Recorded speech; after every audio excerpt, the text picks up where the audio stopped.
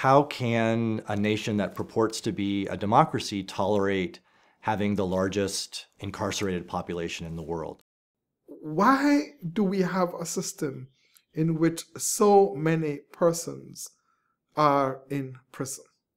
Why did this mass incarceration overwhelmingly affect African Americans?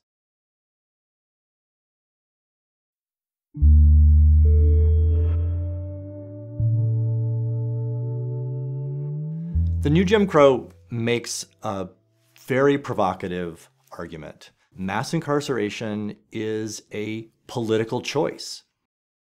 As a political choice, we should study how and why that particular choice was made. What I find most significant about this book is the beginning of a conversation about incarceration here in the United States. It's a huge problem that we are only vaguely aware of, and I think Michelle Alexander does a really excellent job of showing us not only the magnitude of the problem and exposing the problem, but also giving us a history to understand how the problem came to be.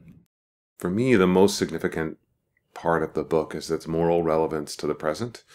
And it's especially significant as a teaching tool or instrument for a place like Brown, where students and faculty are interrogating the great moral, ethical, and intellectual questions of the day.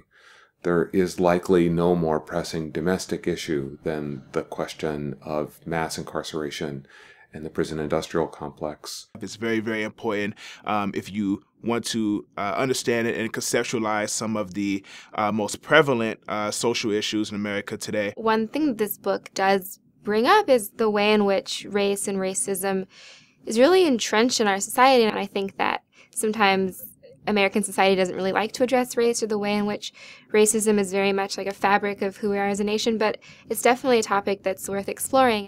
It sort of exclaims, I guess, to the entire United States that things are not okay. Just because Barack Obama was elected president in 2008 does not mean that we're in a post-racial society. There are still many structural barriers specifically targeted towards Black and brown people. If you think about structural racism as something that is not just, not liking somebody of a different color, but actually affecting their life opportunities, education, to health, to a livelihood, to housing. If we think about those things, then I think we can make the argument that in 2015, we are actually living in a more racist America than in 1955.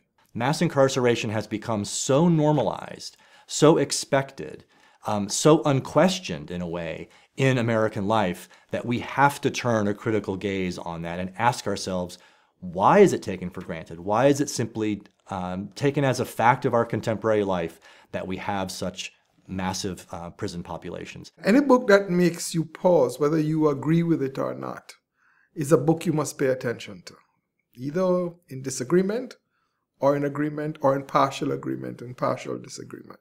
This one book is not going to be the be-all, end-all to understand the racial hierarchy, racial stratification, or even prisons here in the United States. I think a part of our goal as members of an intellectual community isn't to take a book like this as a given, but to think about the range of positions around it and to try to come to understand whether we've developed the right analytical approach to critique this object, this big, giant prison industrial system.